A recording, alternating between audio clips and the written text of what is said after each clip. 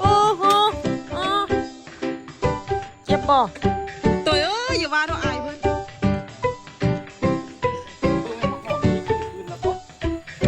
อ้าวถ่ายไปก่อน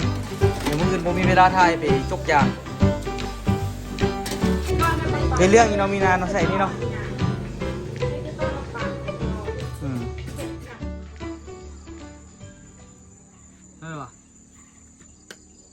สบายดีทุกคนยินดีต้อนรับทุกคนเข้าสู่ซองตัวย่อย2 รอบ5 รอบนะทุกคนเนาะให้กูเห็นอันนี้แหละดิฮะก็บ่เคยเห็นอันนี้เคยเห็นสิเพื่อนทั้งซานเนาะมันเป็นหยิกขึ้นไปขึ้นมานี่เจ้าว่าขั้นใดค่อยคักบ่คักค่ะละดีก็วิ่งลงเนาะค่อยว่าไก่ก็ดูลงแท้เลยเพราะว่าพวกแม่มันก็อยู่ดีก่อนละครับมันก็เป็นอีกอย่างหนึ่งก็คือสามารถค้ำอันนี้ได้อีกสามารถค้ำพวกนี้ได้ FC คอมเมนต์ว่าต่อไปแล้วเตรียมแต่อย่างเดียวเตรียมเอิ้นเตเซียต้วยกับเจอูว่าซะค่อยอยากหัวขนาดเตรียมใช่ก็บ่ทันมันคือเป็นสีด่างๆว่าเป็นยังบ่สีมันคือตายวะแล้วมันถึงน้ำค่อยว่าเนาะถึงน้ำตรงนี้ก็เป็นละมื้อนี้นี่ก็สิมาเฮ็ดเมนูข้าวแรงแต่ว่าเจอูว่าซั่นอยากหัวขนาดที่ส่วนเจอูมาเจ้าอย่าว่าเราอายเข้าเงินกับบ่มีบัดนี้เจอูอยู่โอ้บ่ได้เด้อตอนนี้อาจจะบ่มีอีกต่อไปอาจจะรวยถ้าว่าแท้เบิ่งยานี่ไหมเดี๋ยวประคมก็ไล่นี่นะโอ้โหเจ็บบ่เจ็บละเสียตัวล่มละเสียตัว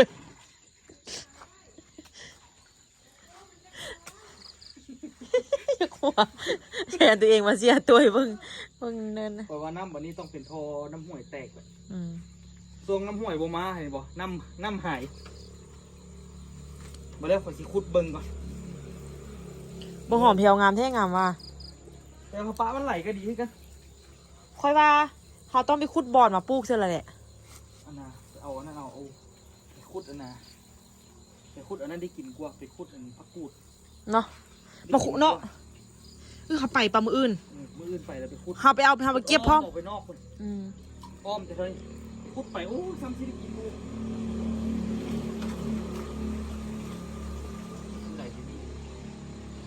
เนี่ยตัวขุดบ้องน้ำลงค่ะเนี่ยตัวปลูกบนน้ำเขาเอาลงห้องน้ำมันเนี่ยปลูกเบิดก็ได้นะบ่ท่านอ่ะบ่นุ่มห่มป่ะนะเสียหญ้าเอาเบิดแล้วก็ปลูกกันไปเลยจะไปให้ทางยางเข้าไปได้นึงเดี๋ยวมื้อนี้เราทุกคนเราพาทุกคนมาเบิ่งเสียตัวพดผักก่อนเนาะตัวอย่าว่าเท่าอายเพิ่นหลังจากนั้นก็จริงๆสิไปเฮ็ดจังกินแต่เบิ่งแม่ผักหอมตัวนี้ขึ้นแล้วก็ก่อนหน้านี้นี่มันเหี่ยวฝนตกถึกแล้วมันเหี่ยวนะอูเนาะเพิ่นว่าแม่ปจิตาวะแม่ปจิตามาเทื่อนานี้สิเอาเล็กซัดไปตอนอยู่สนามบินยานแต่อีข้าวยังไปตอนนึกว่าหน้าวาล่าสิขายออกเขาบ่ได้เด้บางทีอันน่ะมื้อที่ขึ้นดีรวยมาแล้วก็ขายนาวาร่านี่ไปซื้อฟอร์จูเนอร์เลยเอาเรื่องอะไรกันแต่ฟอร์จูเนอร์นี่มีเป้าหมายอยู่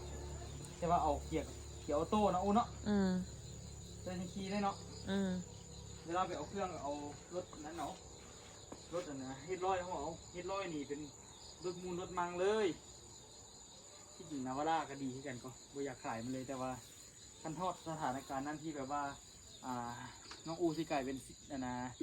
อย่างก็เจอูแล้วกันพอบ่ได้เนาะบ่แล้วนาวาร่าก็จ้องไว้นี่แหละส่วนฟอร์จูเนอร์ก็ซื้ออีกคันนึงรวยมากเลยนะน้องอูใช่แล้ว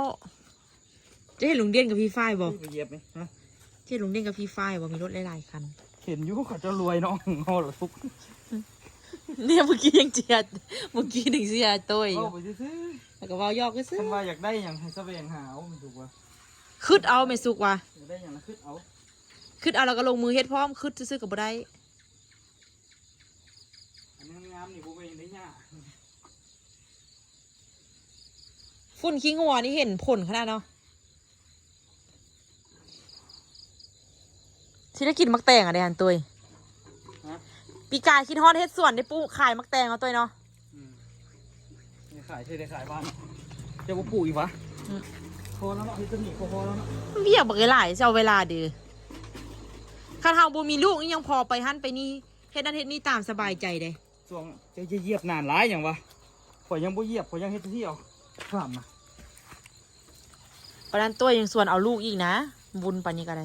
ก็อยากเอาไปเลี้ยวๆไป จะไม่อยากได้ลูกคนเดียวอ่ะ อยากได้คนเดียวที่จริงตะกี้ผมวางแผนอยากได้3แต่เดี๋ยวนี้ลดเหลือ2ละภาระพูดไป ลูกนี้ใส่คำว่าภาระได้เลยเด้ เขาสิเฮ็ดอย่างก็เฮ็ดได้บ่เต็มที่ถ้าสมมุติว่าเอาหลายนะวิธีเดียวคือจ้างเงินแม่เลี้ยง จ้างเขาเบิ้งนำมาซื้อท้ายเขาก็ได้เบิ้งนำเฮ็ดนำคือก็ เบิ่งน้ำกันนี่นะเขาเจ้าอยู่นี่แล้วก็เขาเจ้าป้อนข้าวก็ให้เขาเจ้าเขาป้อนก็ได้เขาป้อนก็ได้อยู่น้ำกันสมมุติว่าเขาไปถ่ายคลิปสิกะไม่จัดกระเป๋าผ้าเลยก็คนแม่เลี้ยงก็เอาโต้สินะแต่ว่าจ้างเขาอยู่แต่บ่ค่าใส่ตาเขาเลย อืม เพราะว่ามันก็โอเคได้ช่วยได้หลายได้ค่อยว่า ประเด็นคือไผ่สิมาเอาล่ะ จ้างเอาแล้วจ้างสิมีหรอแต่ว่าขนาดมี2คนได้ขนาดคนเดียวนี่ก็พอได้อยู่ขนาดอันนั้นถ้ามียังโคตรวุ่นทุกที มืดเข้าเลยนี่ วุ่นแฮวุ่นวะ พอเนาะ บ่ ตัวมันได้เท่านี้ตัว ฮะ มันได้เท่านี้ละ ฮะ มันได้ซ้ำนี้แล้ว ที่เราจะสัก5กันเอาจนได้นะน้องอูลองซานเนาะเจ้าอยากกินอันนี้ดิถ้าให้ผักบงขึ้นหน่อยแท้ ไม่อีกวะ เอากัดคำเดียวกับเบิร์ดเลยติบอลงานมันใหญ่เอามากินรถแล้วอูลองซานสมใจอยากกินปีนี้ปีเท่าไหร่ละ2025อันบ่ เขาแต่งงานกันปีอะไร เฮ็ดตั้งแต่คมบางปี2030ค่อยนี่รอดอยู่วะ กูแล้วคอยซื้อ ฮะ โดยเขารู้จักกันปี2021 เอาตังค์ก็ธนาคารสิล้มกันหลายปะเนี่ยนั่งยอกก็ได้เดี๋ยวตดออกว่ามาวันนี้นะ เขารู้จักกันปี2021เดือนเดียวกันตัวเดือนอะไรวะ เดือน7 เดือน7ว่ะ คิดว่าได้ประมาณนั้นแหละเพราะว่าช่วงฝนเด้ เขาจะออกเวียกจะว่าลงไป เดือน6เดือน7นี่แหละแม่นบ่วะเดือน7เดือน8นี่แหละคิดว่าเพราะว่าช่วงฝนดิแล้วอย่างต่อ 2023เขาแต่งงานเฮ้ย2024เขาแต่งงานเนาะ เดือน12024เขาแต่งงาน อะไรอย่างอีกหมดละ คนละ ตายคือว่าซิมีอีหยัง บอกอันนี้ถามว่าเขารู้จักกันได้จักปีแล้วสินะ2022กับปีหนึง คันเทียบว่าแต่งงานออกมาปีกว่าๆนี่โอ้สิเข้า2 ปีแล้วเนาะ เดือนหนึงได้2 เขาได้อย่างเนี่ย เป็นลูก อื่น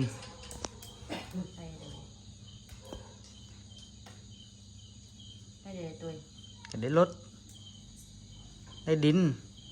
ได้ห้านสมมาพาควรเด้เนาะ ทานไม่จันโอเคอยู่ไม่จัน สมมาพาควรเนาะไม่จัน2 ปีเนาะได้ซ้ำนี่คือว่าโหดแล้วได้นี่นะ โหดวะคนอื่นเขาโหดกว่าเขา เฮาเฮ็ดกับเฮาน่ะสร้างมาได้ซ้ำนี่ก็โอเคแล้ว แต่ว่าก็นี่ก็บ่ให้นี่บ่ต้องถามหาได้ล่ะ นี่บ่ต้องถามหาแต่สิ่งที่ได้ดีกว่าเนาะนี่ในซิมเบิร์ดอาทิตย์แล้วเด้นี่อันนั้นทางได้มีบายทั้งใดอ่ะทีมงานสีเขียวนะ ผู้ใดทีมงานสีเขียว ฮะนโยบายดิ นโยบายยังโอ้ จะว่าน้องเงือกแป้งเงือกว่า ขึ้นคอเลยก่อน ทีมงานสีเขียวก็พอแล้วนโยบายก็พอแล้วจักสิเอาไหนมาเว้าอีกซิมเบิร์ดอาทิตย์แล้วเด้นี่ก็ยังเว้าอีก ได้เด้อ ก็ยังบ่เข้าใจอยู่ เบิ้งกับโห โอ้คำจะกินตำเฮงมันทาว่าเฮ็ดเพื่อมีนาว่าสันมีนายากสันดิหากว่าส่วนมีนาเมื่อกี้นิดนึง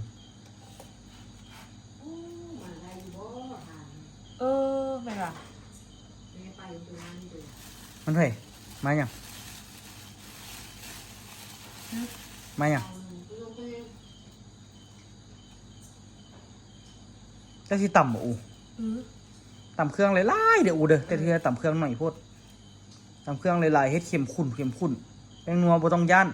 ใส่รสจาก4บวงน้ำตาลกับ4บวงใส่ปลาแดกหลาย ทุกคนสิยานนะแม่จันเพราะจ้อยบ่อยู่แม่จันสิเหงาบ่ต้องยานเด้อมีออโต้เป็นคู่ ๆมีออโต้กับมืดความเหงาละมืดวุ่นวายแต่กับมันหันบ่ได้เฮ็ดหยัง อุ้ยเวลาเหงาเลยมีออโต้แล้ว กำลังสิเหงาเพราะได้เฮ็ดสวนผักซะกำลังสิเหงาเพราะได้เฝ้าห้านซะอยู่นำออโต้กับบ่มีงามเวลาเหงาละ ออโต้ผู้เดิมมาซื้อเครื่องบัดไปที่ตอนนี้หมดแหละบายเขาเมื่อทุกคนเลยบ๊ายบายที่ตอนนี้บ๊ายบายนะ สอนมันไหมเดี๋ยวมันหักหูเดี๋ยวนี้มันสอนเริ่มได้แล้วก็ เขาไปสอนอ่านหนังสือเขาจับเจี๊ยบขึ้นมาแล้วอ่านหนังสือในฟังเนี่ยสิเลยอ่านหนังสือเพื่อนนะห้องเพลงคือสอนห้องเพลงกันเลยเดี๋ยวรู้สึกว่าออโต้นี่ค่าได้ปีมานี่รู้สึกว่าสอนอย่าง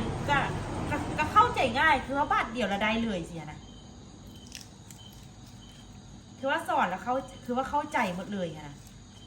หรือว่ามันหูหมดแล้วก็แค่ว่าบุปิ่นหมดเนาะกระเป๋าภาษาต่างดาวแล้วทุกคนออโต้ ทีนี้ข่อยคิดอยู่เดี๋ยวนี้ภายใน2 เดือนครึ่งนี้เฮ็ดได้สิใส่หนี้ค่าดินเขาเบิด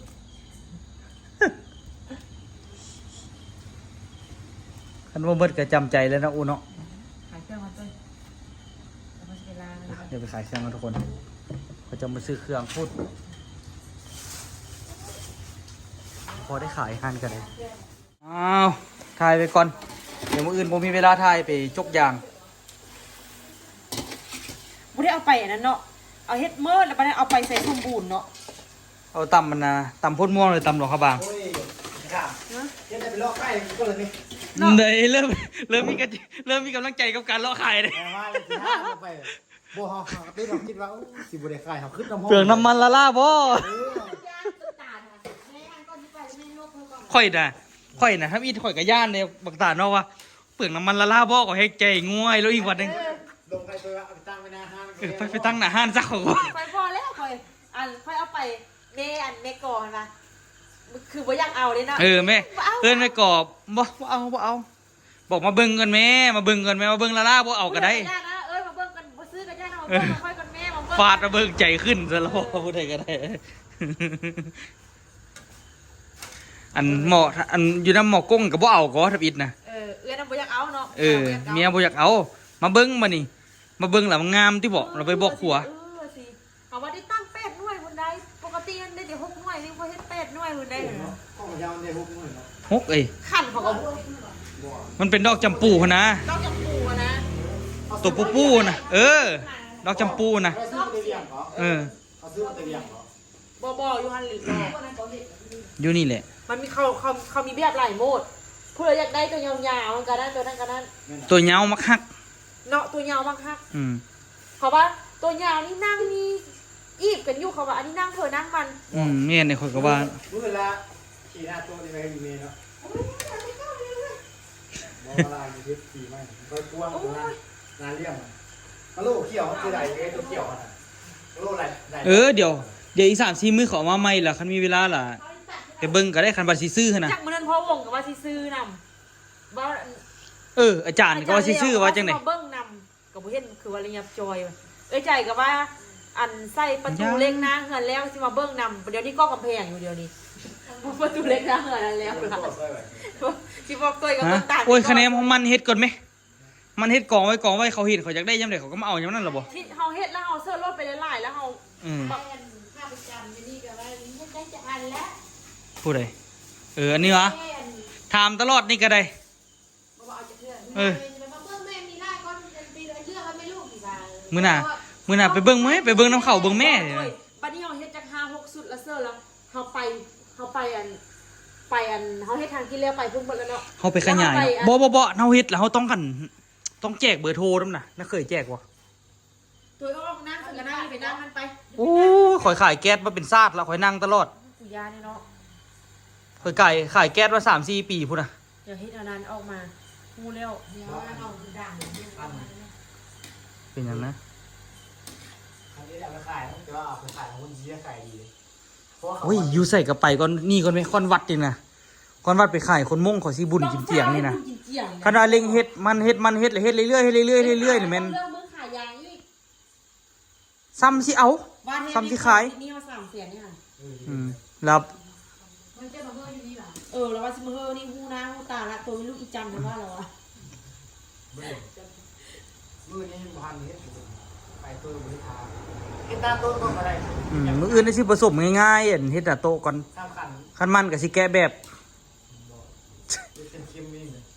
โอ้สมันก็เข้มแล้วตาลบัดมันแห้งมาแบบแข็งโป๊ะเลย อยากรู้มันเค็มๆมาตรฐานนะ มาตรฐานแล้ว4รอครึ่งพอดีละตอนนั้นเราเฮ็ด5พุ่น หลุดมาครึ่งหนึงพอดีละเอ้าลวกเสาความไว้มันสิหมดเวลาละ ฮะ ทายหลายแล้วยังบ่ได้ลวกผักบงกว่านี้ โอ้เน้นลุ่มเลยคลิปนี้นะเน้นแนว เดี๋ยวนี้นี่โตหินนี่ค่อนข้างมันก็โอเคเลยแต่ว่าคันมาเฮามันเฮ็ดเรื่อยๆเรื่อยๆเรื่อยๆนี่นะสิบ่ได้อันขยายอะนะเล็กเฮ็ดโตะว่าตันเล็กเฮ็ดโตะแบบนะเฮาบ่ได้แกะเลยเว้ยแกะแบบเพิ่มแล้วก็ดีแท้ก็เฮ็ดเล็กเฮ็ดโตะเพิ่มก็ดี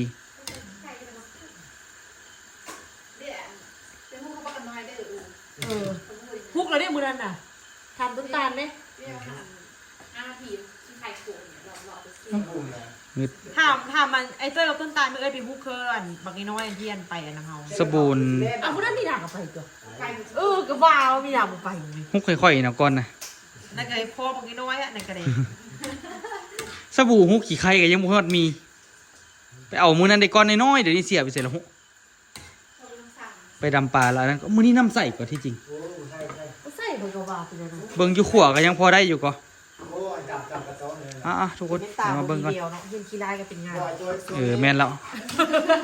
เรียกอะไรดีนะ โซ่ทำไมมันสิ้นค่อยใส่เพราะว่าไอ้ตัวมือหรือประเด็นมันสิ้นแล้วใส่แล้ว คันนั้นน่ะเฮ็ดโตค่อยมันเนาะอ๋อตัวแห้งในเรื่องนี้เนาะมีนาเนาะใส่นี่เนาะ ไม่คือต้อนลำปางคือเรา อืม เฮ็ดหยั่งย่อ เฮ็ดซะแหละเอาซะแหละตัดซะละคือจะกินน่ะนะต่ำแล้วใส่อันนี้คือว่าแซ่บซะดอก ถ้าเราบ่มัก ฮะ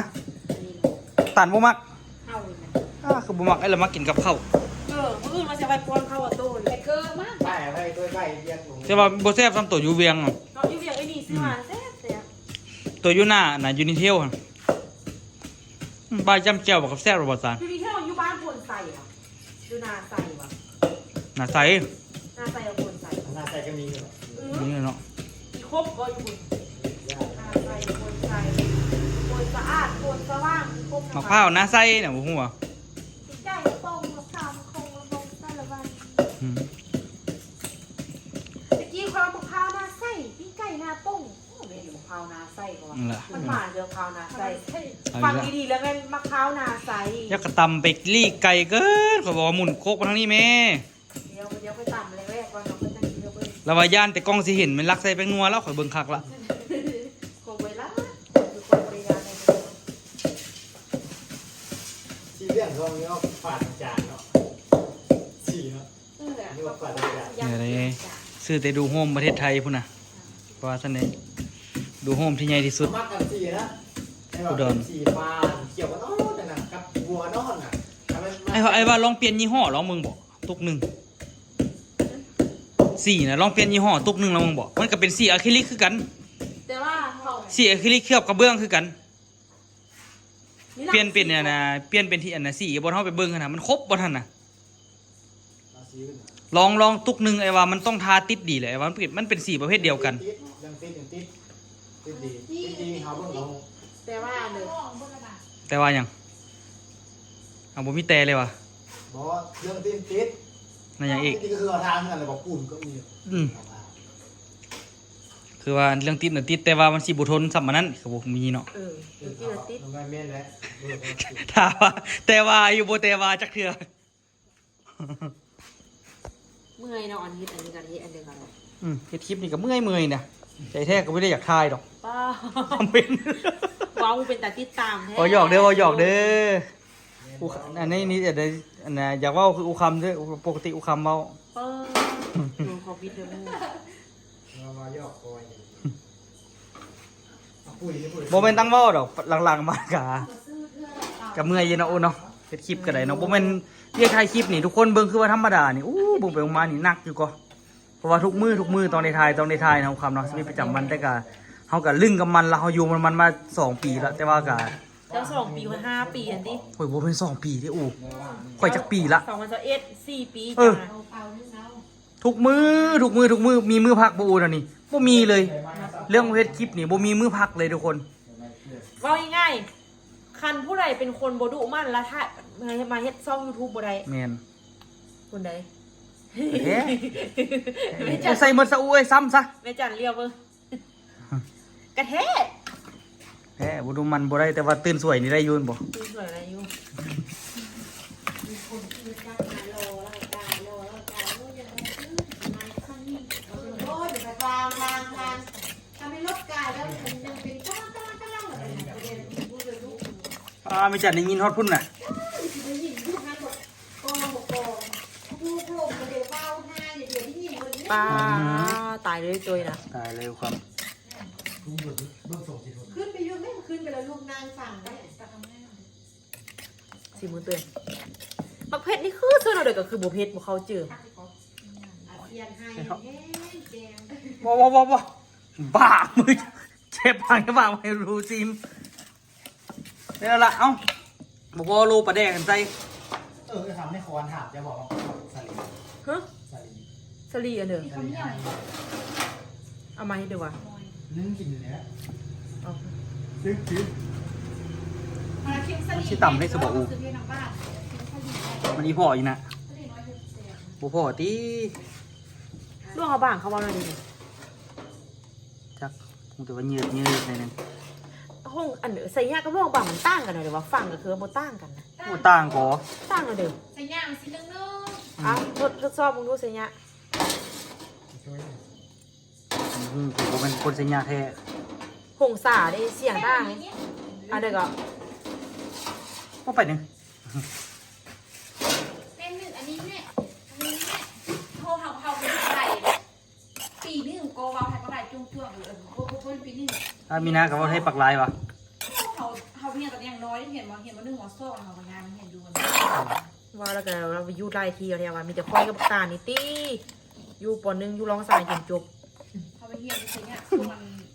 ช่วงอันมีกำลังมีไปห้างครอบครัว อืม โอ้สิได้กินอยู่บ่มื้อนี้ ทำแล้วบ่ ข่อยบอกก็ใส่ซ้ำเลยเพราะฉะนั้นก็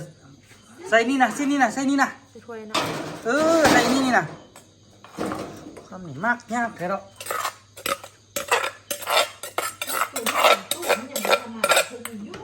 แม่นว่ะกูว่าเก่าเหรอ เบาเก่าอีก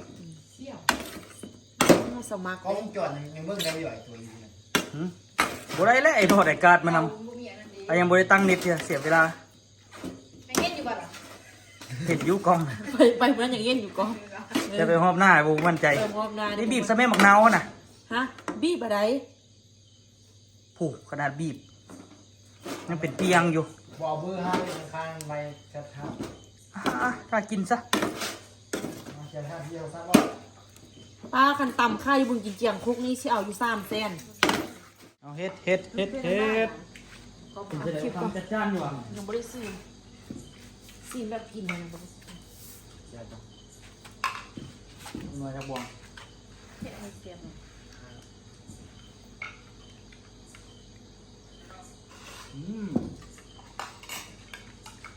จะได้กระพักไหม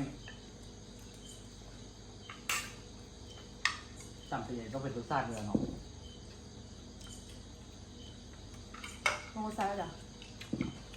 พูดว่าเขาพยายามต่ำอ่ะมันจะได้รสชาติที่ดี เปียก บะท่านไปกินอยู่ห้างแล้วเป็นอีกนึง ๆเขาไปเบิ่งเนาะตำขายพวกเท่าเดิมขายพวกคนเนาะเอาที่น้ำมันสุ่มมาค่ะขวดนึงเนาะ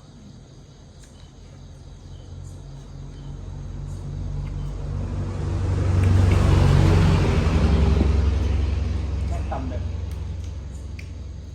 บนี้คุก80คุณจะบอก โอ้เรามีพวกไปสิวเถื่อ ซ่องสร้างเส้น น้ำบุญหนักง่ายๆครับ ป้าบุญเพื่อนสิค่าพวกไปสิวไหมเนาะสามีเนาะ80เนาะ เอาต่ำสไตล์นี้แต่บริคุกใหญ่ป่านนี้ ไปตำแบบนี้ ต่ำแบบนี้แหละแต่ว่าโบได้ที่คุกไงป่านนี้ โคมันแซ่บก็ค่อยข้าว เนาะ แพงกว่าคือว่าตำไม่ไหวครับบุแพงต้อง70,000 อืม ขอละเอ้ยสินะ ยิ้มละข้าวข้าวตังทะเลครบแซ่บปัง แข่งเตาอ่ะ เดี๋ยวมือได้ค่ายดีเดี๋ยวมือเขาโยนมาขอนก่อนโยนมาขอนแล้วเขากินเขา มือเลย เอา เขา ห กิ น้าน นี่ ว่า ก็ไปเอาน้ำเอาเนี่ยไปค่ายมันเอาอะไรอยู่หน้าเนี่ยเลย เขาเห็นราคาโบเวอร์หลายเขาก็กินหลายแนวกว่าอันนี้ราคาเวอร์หลายเขาเทียบใช้ตัวเองนะไม่ต้องเทียบใช้ผู้อื่นถ้าเขาไปกินห้างเขาเขาจะกินยังไง มันจะรุ่น5ขึ้นจะ4-5 ครั้งนึง เนาะถ้าแต่ราคา คือคนอื่นประท้วงเนาะ เป็นไปเอาค่ายบางคนเขาจะว่าเศร้าที่เนี่ย แล้วเขาไว้อันของลูกค้าเนี่ยไหม นั่นร แล้ ถ ว นะ ค่ายทุกปีเด้ค่ายตลอด เขาว่าอันไปซื้อหมวกมาซื้อเดี๋ยวบอก มัน ไม่ควรยางผมลดลงไปเจอ ซื้อกันดีวะมันกับบริเพณ นอกจากมันจะเป็นนอกอย่างที่มีคือ ตัง ใส่หมวกแล้วก็เอาส ปั่น กอต พาเข้าคือตัวซากหัว ใส่หมวกใส่สกอตติดคิวของยางคิวเนี่ย อย่างน้อยน่ะให้กับเจ้าคาเข้าแล้วเอาทุกอย่างเพิ่มหัวเพราะอยากเห็นขนาดมีเข้าเลยเมย์ที่เธอข้างเพื่อน เอามาสีเดียด เขาพวกบุคคลงานเพื่อนเฮ้าเลยเฮ้าอ่ะพอแล้วมัน ก็แท้ผมเคยเห็นเห่าเป็นยังไง คืออะ แล้วขี้เดียดมาแล้วงูขี้เดียดมา อืม พอแล้วมัน เอา ไอ้ เข้า สัต มา ว์ เห่า ที่บุกว่า โอ้อีตุ๊กอ่ะอีตุ๊กอันเฮานี่น่ะมันบ่มีเฮาก่อนมันเคยมีเฮาเลยแบบมีแบบติดเข้ามาเนี่ยมันติดเข้าซื้อเข้ามันสะอาดแบบบุญอย่างบ่มี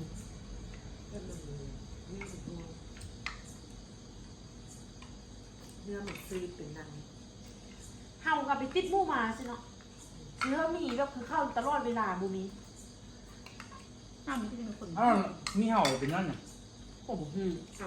เอาอยู่หัวผู้นั้นนะคะเป็นลมแล้วก็ติดของเขา เอามากไปนอนนะ ผู้ มุก คำนอนอยู่ห้องนั้นแม่นอนอยู่ที่ขันหัวทีละคำมีห้าวนะ หัวเต้นยางหัวติดอย่างเลยเนาะ มันไปได้เก้าห้องน่ะ นั่งลิ้นน้ำกันก็ยังโดดป่านไหนเคย โดนไปใส่จ้องเขา คิดกันข้ามมาน่ะโอ้เราขันหัว เอาตัวนี้ไม่รู้จักเลยเรียกเท่า เรา ตัวนี้ เขา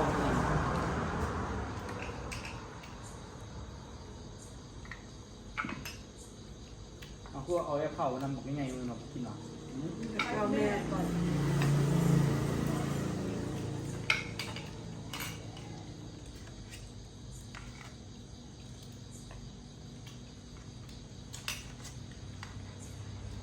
ซี่อย่างที่เราเล่านี่นะ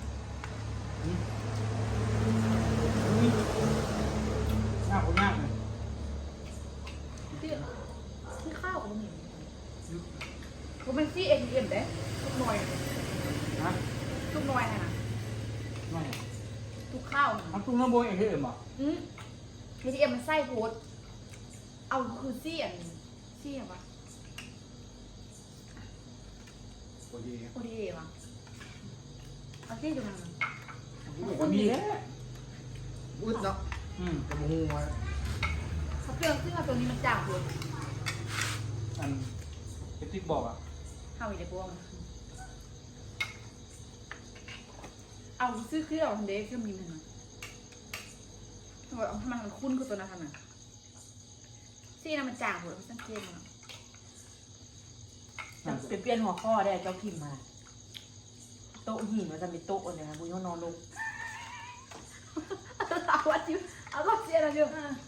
บ่ไอ้เจ้ามักพิมพ์ผิดตลอดก่อน ไอ้โบได้พิมพ์ไอ้เบ้าออก บ้าแล้วก็กวดเด้ มากกว่าผิดแต่เราของมักบึ้งผิดมากกว่ามักพวกเขาผิดจัง อยากรู้บ้างไหม ของผมเนี่ยเขาพิดกันทุกคนเนี่ย ไม่เสียเลย50 บาท แซ่บเพลงวะได้เรื่องแล้ววะเดี๋ยวนี้เริ่มคุมอาหารแล้ว แต่ว่าหิวอยู่เลยเดี๋ยวนี้ยังบ่ทันอิ่มเถอะอยากอยากกินอีกแต่ว่าอดออมเอา ไปซอกห้วยซอกบ่วงเลยไปขายเครื่องมือกินเสียงไอ้นี่ โซ่ไปใส่ มันดุ้มอะ เขาไม่สุกมันมีบอกกันไล่แล้วกาแบบงานหนึ่งได้ใส่ได้เลยนะเนาะ เอาที่ล่างให้ไปเลย เดี๋ยวอันไปเลยเดี๋ยวให้ต้นตาลล่างให้ ล่างให้เลย ล้างมาสั่น น้ำก็บ่มีอีก ล้างเถอะต้นตาลมาล้างด้วยเด้อยู่อันตาเจียวเมาเลย เมาเลยไก่เกลืองยืน เข้าใจกระเป๋านี่คือยังว่าเอาตู้แล้วจ้ามาทั้งก้นเป็นยังมัน เนี่ยเราลงพุทธเลี้ยวเลย กูก็ยังว่ามึงฟ้าคุณเอามาทั้งก้นงานก็สิมันติดมึงสิไปติด ยายรู้เลยเป็นเงี้ยผม เออ คือก็ได้ได้มีกล้องเลยเนาะแบบไปอยู่สองคน เคยเจอคลิปหน้าได้ทุกคนเด้อ แม่ก็ยัง ได้แล้วไอ้มันกันที่ว่าติดกันที่ในบ่อบ่ได้ค่อยติดเป็นกับว่าเอาเพื่อนมาลาก่อนหาอยู่ว่าบอกเอาเจอเลยเอาอยู่ไปกันจับยักษ์ไปเอา เลี้ยวมากยิ้มเดือดโบกี้ด้วยซ้ำมันจะต้อง